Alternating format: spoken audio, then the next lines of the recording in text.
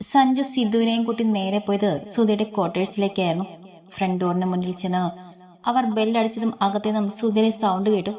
കേറി പോരെ സഞ്ജു, ഡോർ ലോക്കല്ല. അകത്തുനിന്നും സുധി പറഞ്ഞു കേട്ടതും അവർ ഡോർ തുറന്ന് അകത്തേക്ക് കയറി. അവർ അകത്ത് കയറതും സുധി ലിവിംഗ് റൂമിലിരുന്ന് ലാപ്പിൽ എന്തോ ചെയ്തുകൊണ്ടിരിക്കുന്നതാണ് കണ്ടത്. ഒരു വൈറ്റ് ടീഷർട്ടും ട്രാക്ക് പാന്റുമായിരുന്നു അവന്റെ വേഷം. ആ വാ സഞ്ജു, രണ്ടുപേരും ഇരിക്കെ. അവരെ കണ്ടതും സുധി ലാപ്പ് ടേബിളിൽ വെച്ച ശേഷം ചേർന്നും എഴുന്നേറ്റുകൊണ്ട് പറഞ്ഞു, ഹായ് സിദ്ധാർത്ഥ്, എന്നെ മനസ്സിലായോ? അവൻ സിധുവിന്റെ നേരെ ഷെയ്ക്ക് ഹാൻഡിനായി കൈ നീട്ടിക്കൊണ്ട് ചോദിച്ചു.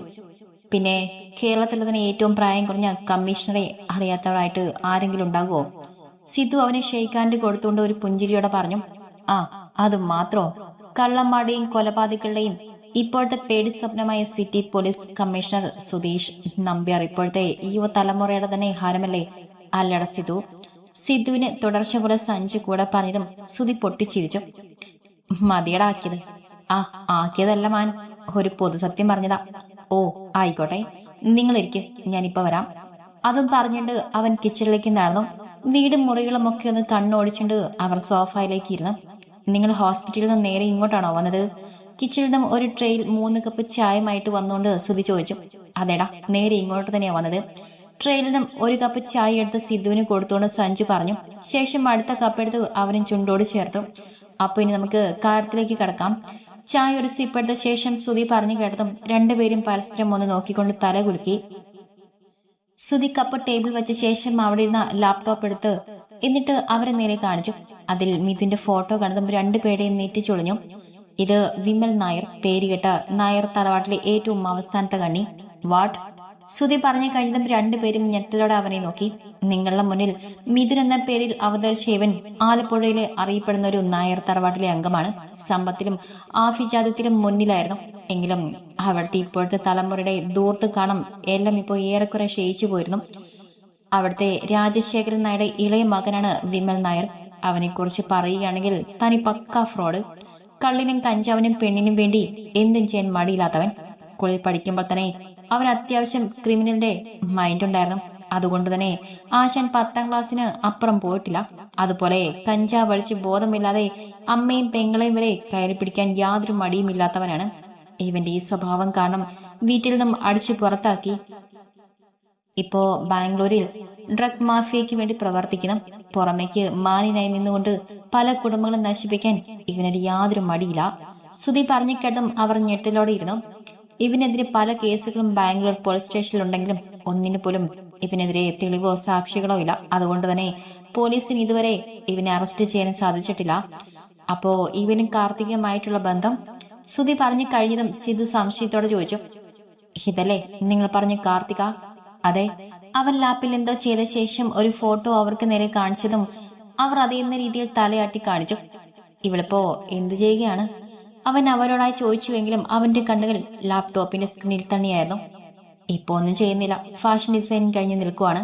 അവന്റെ ചോദ്യത്തിന് സിദ്ധുവായിരുന്നു മറുപടി പറഞ്ഞത്. എവിടെയായിരുന്നു? ബാംഗ്ലൂർ. അത് കേട്ടതും അവന്റെ ചുണ്ടിലൊരു ചിരി വിടർന്നു.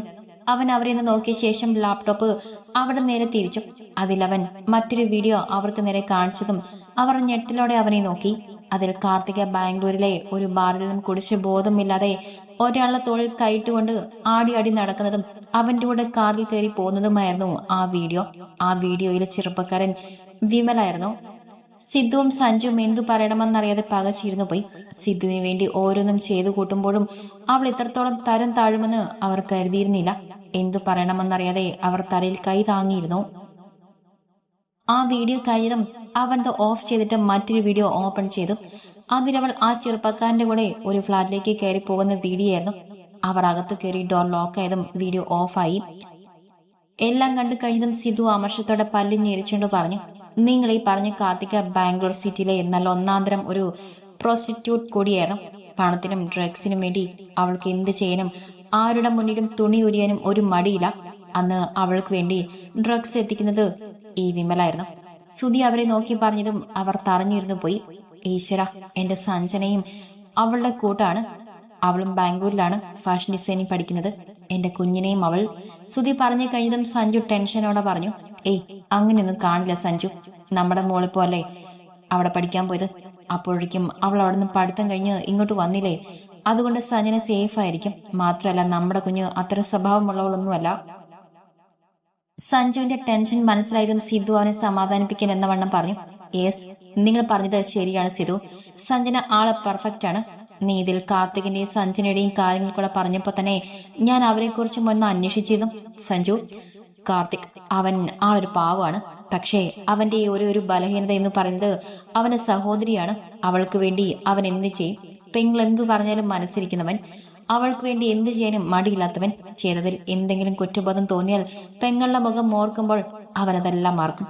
അങ്ങനെ ഒരുവനാണ് നിങ്ങളെ കാർത്തിക്. പിന്നെ സഞ്ജന ഈ പറഞ്ഞ കാർത്തികിനെ അഗാധമായി പ്രണയിക്കുന്നു എന്നതൊഴിച്ചാൽ വേറെ ഒരു കുറ്റവും കുറവുമില്ലാത്ത സാധാരണ ഒരു പെൺകുട്ടി. സുധി പറഞ്ഞു കഴിഞ്ഞതും സിദ്ധുവിന്റെയും സഞ്ജുവിന്റെയും മുഖത്ത് ആശ്വാസത്തിന്റെ ഒരു പുഞ്ചിരി തെളിഞ്ഞു. പിന്നെ നിങ്ങൾ പറഞ്ഞതുപോലെ ഇങ്ങനെ ഒരു കല്യാണം അതൊരു ചതി തന്നെയാണ്. അവരുടെ ടാർഗറ്റ് സിദ്ധു മാത്രമാണ്. അവൻ സിദ്ധുവിനെ നോക്കി പറഞ്ഞതും അവൻ അതിന് മറുപടി ഇല്ലാതെ വെറുതെ ഇരുന്നതേയുള്ളൂ. കാർത്തിക് ഇപ്പൊ സിദ്ധുവിനോടുള്ളത് തന്റെ ശരീരത്തോട് തോന്നുന്ന വെറും ഒരു ഒബ്സഷൻ മാത്രമാണ്.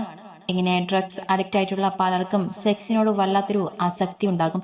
അതുപോലെ തന്റെ ദൃഢമായ ശരീരം പലപ്പോഴായി അവളെ കൊതിപ്പിക്കുന്നുണ്ട്. ഒരു തവണയെങ്കിലും അതൊന്ന് ആസ്വദിക്കാനാണ് അവൾ തന്റെ പിന്നാലെ നടക്കുന്നത്. പക്ഷേ താൻ അവളൊന്ന് മൈൻഡ് പോലും ചെയ്യുന്നില്ല. അതോടൊപ്പം അവളെ പൂർണ്ണമായും ഒഴിവാക്കിക്കൊണ്ട് മറ്റൊരു പെണ്ണിന് മനസ്സ് കൊടുത്തു. തന്നെ ഒരിക്കലെങ്കിലും വേണമെന്നുള്ള ആഗ്രഹവും താൻ അവളെ തള്ളിക്കളഞ്ഞതിന്റെ വാശിയും കൊണ്ടാണ് ഏത് വിധേനയും ഈ വിവാഹം നടത്താൻ അവൾ ശ്രമിക്കുന്നത്. അതിനുവേണ്ടിയാണ് തന്റെ അമ്മയെ കൂട്ടുപിടിച്ച് അവൾ തന്നെയും മഞ്ജലയും തമ്മിൽ അകറ്റിയത്. തന്റെ അമ്മയ്ക്ക് പിന്നെ അവളുടെ യഥാർത്ഥ സ്വഭാവം അറിയാത്തത് കൊണ്ട് അവളുടെ കൂടെ കൂടി. അതാണ് സംഭവം. സുധി പറഞ്ഞു കഴിഞ്ഞ ശേഷം അവരെ നോക്കി ചേലയ്ക്ക് ചാരിയിരുന്നു. കുറച്ചു സമയത്തേക്ക് ആരും തന്നെ ഒന്നും മിണ്ടിയില്ല. ഇനിയിപ്പോ അവരുടെ പ്ലാൻ എങ്ങനെയൊന്നറിയുക. അല്പസമയത്തിന് ശേഷം സഞ്ജി ചോദിച്ചുകൊണ്ട് സോഫയിൽ നിന്നും എഴുന്നേറ്റു. അതിനുള്ള ഏർപ്പാട് ഞാൻ ചെയ്തിട്ടുണ്ട്. സുധിയും വന്ന് അവന് പിന്നാലെ എഴുന്നേറ്റുകൊണ്ട് പറഞ്ഞതും അവർ അവനെ സംശയത്തോടെ നോക്കി. നമ്മുടെ കുറച്ച് പോലീസുകാരെ ഞാൻ വിമലിന് പിന്നാലെ തന്നെ നിർത്തിയിട്ടുണ്ട്. അവർ അന്വേഷിച്ച് വിവരം വിളിച്ചറിയിക്കും. ഓ, എന്തൊരു വൃത്തികെട്ട പെണ്ണ അവള്. നമ്മുടെ മുന്നിൽ എത്ര മാന്യായിട്ടാ അവൾ അഭിനയിച്ചത്. അവൾ ഇത്രയ്ക്ക് പിഴയാണെന്ന് അറിഞ്ഞിരുന്നില്ല. സഞ്ജീവ് വർദ്ധിച്ചു വന്ന ദേഷ്യത്തോടെ മുഷ്ടി ചുരുട്ടിക്കൊണ്ട് പറഞ്ഞു. ആ വിട്ടേക്കടാ, അവളെ കാര്യം നമുക്ക് ശരിയാക്കാം. അതിനു മുൻപ് എല്ലാ കാര്യങ്ങളും തന്റെ അനിയത്തിയില്ലേ, എന്താ കുട്ടിയുടെ പേര്? ആ സഞ്ജന. അവളെ അറിയിക്കണം. ഇല്ലെങ്കിൽ എല്ലാം കൂടെ പെട്ടെന്ന് അറിയുമ്പോൾ ആ കുട്ടി എങ്ങനെ പ്രതികരിക്കുമെന്ന് പറയാൻ പറ്റില്ല. അത് കേട്ടതും അവരുടെ മനസ്സിലേക്ക് ഭയം ഇരച്ചു കയറി. ഏയ് കൂൾ മാൻ, നമുക്കെല്ലാം ശരിയാക്കാം. നിങ്ങൾ വാ, ഇനി ഫുഡ് കഴിച്ചിട്ട് ബാക്കി സംസാരിക്കാം. അവരുടെ ഭാവമാറ്റം കണ്ടതും സുധി അവിടെ തോൾ തട്ടിക്കൊണ്ട് പറഞ്ഞു. അവനെ നോക്കി നിന്ന് ചിരിച്ചുകൊണ്ട് അവർ അവന്റെ കൂടെ നടന്നു. കയ്യിലിരുന്ന മദ്യം വായിലേക്ക് കമഴ്ത്തിക്കൊണ്ട് അവൻ അവളെ നഗ്നമായ ദേഹത്തേക്ക് അമർന്നു. ഡ്രഗ്സിന്റെ ആലസ്യത്തിൽ മതി മറന്ന് കിടന്നുകൊണ്ട് അവൾ അവനെ തന്റെ ദേഹത്തേക്ക് ചേർത്ത് പിടിച്ചു. ചുണ്ടുകൾ പരസ്പരം കടിച്ചു വലിച്ചു നുകർന്നുകൊണ്ടിരുന്നു. അവളെ നഗ്നമായ മേനിയിലാക്കി അവന്റെ കണ്ണുകളും കൈകളും മലഞ്ഞു നടന്നു. വർദ്ധിച്ച ആവേശത്തോടെ അവൻ അവളിലേക്ക് ആഴ്ന്നിറങ്ങി. അവിടെ ശീലക്കാരങ്ങൾ ആ മുറിയാകെ അലയടിച്ചു. ദീർഘനേരത്തെ ആവേശത്തിനൊടുവിൽ അവൻ അവളെ മാറിലേക്ക് തളർന്നു വീണു. House it? കിതപ്പോടെ അവളെ മാറിൽ നിന്നും അടർന്നു മാറിക്കൊണ്ടവൻ ചോദിച്ചതും അവളെ ചുണ്ടിൽ പുച്ഛം തെളിഞ്ഞു. എന്നെ തൃപ്തിപ്പെടുത്താൻ ഈ ആവേശമൊന്നും പോര വിമൽ. എന്റെ ആവേശം അടങ്ങണമെങ്കിൽ എനിക്ക് അവനെ കിട്ടണം, സിദ്ധാർത്ഥ മഹാദേവനെ. തന്റെ നെഞ്ചിൽ നിന്നും അവനെ പിടിച്ചു മാറ്റിക്കൊണ്ട് അവൾ പറഞ്ഞതും അവന്റെ മുഖം മങ്ങി. അത് കണ്ടതും പുച്ഛത്തോടെ ചുണ്ടുകൊട്ടി ചിരിച്ചുകൊണ്ട് അവൾ പുതപ്പും വാരിച്ചുറ്റി വാഷ്റൂമിലേക്ക് നടന്നു. അപ്പുനി എന്താ പ്ലാൻ? ഫ്രഷായി റൂമിൽ നിന്നും പുറത്തേക്ക് വന്ന വിമൽ ബാൽക്കണിയിലേക്കുള്ള ക്ലാസ് ഡോറിന് അടുത്തുനിന്ന് സിഗരറ്റ് വലിച്ചുകൊണ്ട് എന്തോ ആലോചിച്ച് നിൽക്കുന്ന കാർത്തികയുടെ അടുത്തേക്ക് ചെന്ന് ചോദിച്ചതും അവൾ അവനെ തിരിഞ്ഞു നോക്കിക്കൊണ്ട് നീട്ടിച്ചു വിളിച്ചു. സിദ്ധുവിനെ കൊടുക്കാനായി കാർത്തികയും മറ്റും നടത്തിയ പ്ലാൻ വിജയിച്ചതിന്റെയും അതോടൊപ്പം അഞ്ജലി വിവാഹിതയാണെന്ന് അറിഞ്ഞതിന്റെയും ഒക്കെ സന്തോഷം ആഘോഷിക്കാനായി ബാംഗ്ലൂരിൽ നിന്നും വിമലിനെ വിളിച്ചു വരുത്തിയതാണ് കാർത്തിക. ഫ്രണ്ടിന്റെ പാർട്ടിക്ക് പോവുകയാണെന്ന് പറഞ്ഞ് വീട്ടിൽ നിന്നും ഇറങ്ങിയ അവൾ രാത്രി മുഴുവനും വിമലുമായിട്ട് ആഘോഷിക്കുകയായിരുന്നു. മദ്യവും മയക്കുമരുന്നും ഒക്കെ അവർക്കിടയിലുണ്ടായിരുന്നു. രാവിലെ എഴുന്നേറ്റ് ഫ്രഷായി വന്ന് ഓരോന്നും ആലോചിച്ച് നിന്നപ്പോഴാണ് വിമലിന്റെ ചോദ്യം അവളെ തേടി വന്നത്. അവൾ തിരിഞ്ഞു നോക്കിയപ്പോഴാണ് അവൻ അവളെ ശരിക്കും ഒന്ന് കണ്ടത്. മുട്ടിന്റെ മുകളിൽ മാത്രം നിൽക്കുന്ന ഒരു ബാത്റോബായിരുന്നു അവളുടെ വേഷം. ആ വേഷത്തിൽ അവളുടെ ശരീരഭാഗങ്ങൾ അധികവും അനാവൃതമായിരുന്നു. അവന്റെ കണ്ണുകൾ അവളുടെ ശരീരഭാഗങ്ങൾ അളിഞ്ഞു നടക്കാൻ തുടങ്ങി. അവന്റെ കണ്ണുകളിൽ വീണ്ടും കാമം മരിച്ചു കയറി. അവൻ കണ്ണുകൾ കൊണ്ട് അവളെ മൊത്തത്തിലൊന്നൊഴിഞ്ഞു. അവന്റെ നോട്ടം കണ്ടതും അവൾ അവനെ രൂക്ഷമായി നോക്കി. അല്ല, കല്യാണത്തിനുള്ള ഡേറ്റ് എടുത്തില്ലേ? അപ്പൊ പിന്നെ അടുത്തത് എന്താണെന്നാ ചോദിച്ചത്? അവളുടെ നോട്ടം കണ്ടതും അവൻ വേഗം മുഖം തിരിച്ചുകൊണ്ട് ചോദിച്ചു. കാരണം അവരുടെ പ്ലാൻ അനുസരിച്ച് വിവാഹം മുടങ്ങുമ്പോൾ സിദ്ധാർത്ഥിനെ കൊണ്ട് അവളെ വിവാഹം കഴിപ്പിക്കും എന്ന് മാത്രമേ അവൻ അറിയുമായിരുന്നുള്ളൂ.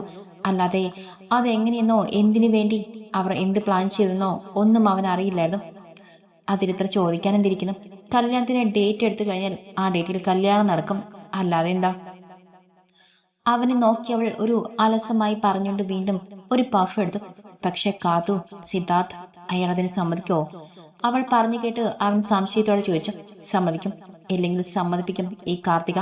അതിനുള്ള വഴിയൊക്കെ എനിക്ക് നല്ലതുപോലെ അറിയാം. അവൾ ചുണ്ടുകൂട്ടിക്കൊണ്ട് പറഞ്ഞതും അവനൊന്നും മനസ്സിലാകാതെ അവളെ നോക്കി നിന്നു. നിശ്ചയിച്ചുറപ്പിച്ച കല്യാണത്തിന് വരനെത്താതിരുന്നാൽ എന്ത് സംഭവിക്കും വിമൽ? അവന്റെ മുഖഭാവം കണ്ടതും അവൾ തിരിഞ്ഞെന്ന് സിഗരറ്റ് ആഷ്ട്രയിലേക്ക് കുത്തിക്കെട്ടിയ ശേഷം മാറിൽ കൈകൾ കെട്ടിന്നുകൊണ്ട് ചോദിച്ചു. അത് കാർത്തു, വിവാഹം മുടങ്ങും. അവളെ ചോദ്യം കേട്ട് അവൻ ചെറുതായിട്ടൊന്ന് പതറിക്കൊണ്ട് അവൻ പറഞ്ഞു. എക്സാക്ട്ലി, വിവാഹം മുടങ്ങും. അപ്പോ അങ്ങനെ ഒരു പെൺകുട്ടിയുടെ വിവാഹം മുടങ്ങിയാൽ അവിടെയുള്ള മുതിർന്നവർ ആദ്യം എന്താണ് ചെയ്യുക?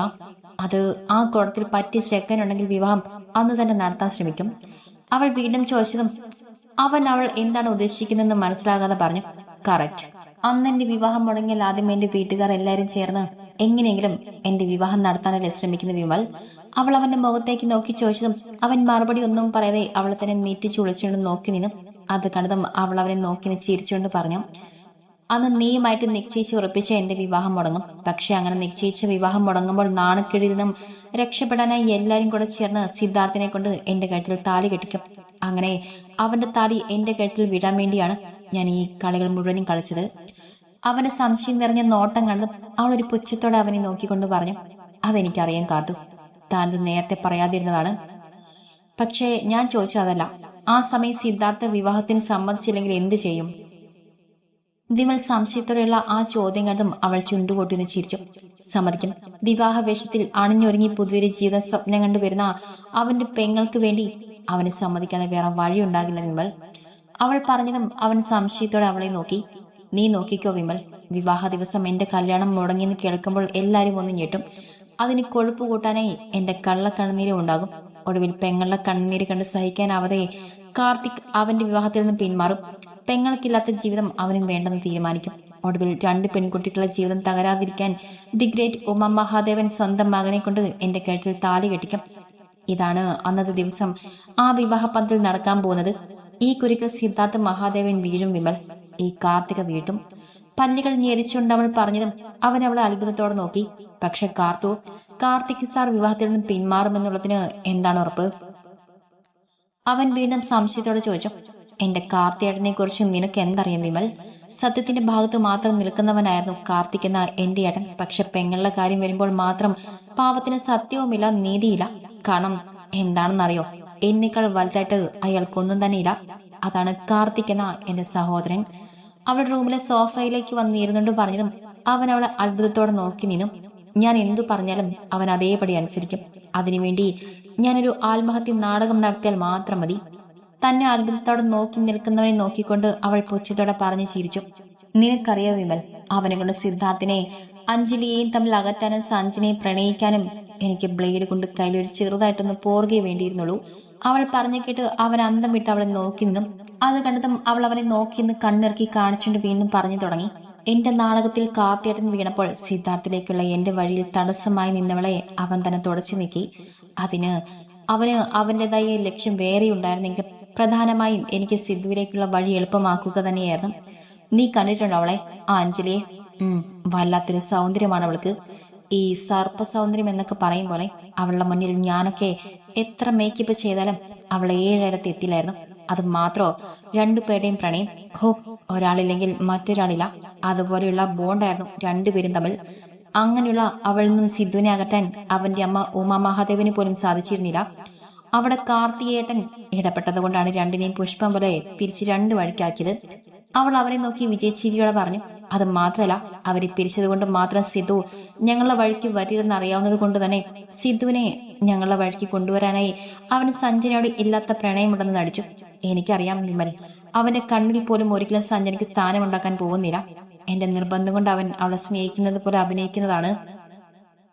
പരമാവധി അവൻ അവളെ ഇഷ്ടപ്പെടാൻ ശ്രമിക്കുന്നുണ്ടെങ്കിലും അവൻ ഒരിക്കലും അതിന് സാധിക്കുന്നില്ല. അവൻ അത് പലതവണ എന്നോട് പറഞ്ഞിട്ടുണ്ട്. ഇനി അവിടെ വിവാഹം നടന്നാലും ഏറിയാൽ 6 മാസം, അതിനുള്ളിൽ രണ്ടും രണ്ടു വഴിക്കാകും. അതും പറഞ്ഞിട്ട് അവൾ പൊട്ടിച്ചിരിച്ചതും അവൻ അവളെ അതിശയത്തോടെ നോക്കി നിന്നു. കാർത്തികയെ നേരത്തെ തന്നെ അറിയാമായിരുന്നെങ്കിലും പണത്തിനും ഡ്രഗ്സിനും വേണ്ടി പലരോടൊപ്പം പോയിട്ടുണ്ടെങ്കിലും അവളുടെ മനസ്സിൽ ഇത്രയും ക്രൂരത നിറഞ്ഞിരുന്നു എന്ന് അവൻ അറിയില്ലായിരുന്നു. ഒരു നിമിഷം അവനവളെ വിശ്വസിക്കാനാകാതെ നോക്കി നിന്നു. ശേഷം തനിക്കെതിരെ എന്ത് കാര്യമെന്ന് ചിന്തിച്ചുള്ള ദീർഘശ്വാസം എടുത്ത് അവൻ കട്ടിലെ ഹെഡ് റെസ്റ്റിലേക്ക് ചാരിയിരുന്നു. അപ്പോ എല്ലാം നീ ഉദ്ദേശിച്ചതുപോലെ തന്നെ നടന്നില്ലേ? അതെ, എല്ലാം ഞാൻ വിചാരിച്ചതുപോലെ തന്നെ നടന്നു. അതുകൊണ്ട് അതൊന്ന് ആഘോഷിക്കാൻ നിന്നെ ബാംഗ്ലൂരിൽ നിന്നും ഇങ്ങോട്ട് വിളിച്ചു പറ്റിയത്. എനിക്ക് കല്യാണം കൂടെ ഉണ്ട്. അതുകൂടെ കഴിഞ്ഞാൽ പിന്നെ സിദ്ധാർത്ഥ് മഹാദേവൻ എന്നേക്കുമായി ഈ കാർത്തികയ്ക്ക് സ്വന്തം.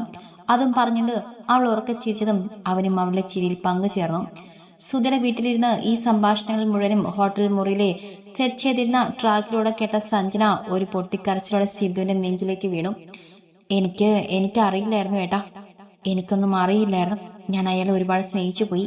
അതും പറഞ്ഞുകൊണ്ട് തേങ്ങിക്കരയുന്ന തന്റെ കുഞ്ഞിപ്പെങ്ങളെ സിദ്ധു ചേർത്ത് പിടിച്ചു. അതോടൊപ്പം സഞ്ജു അവളെ തോൾ തട്ടി ആശ്വസിപ്പിച്ചുകൊണ്ടിരുന്നു.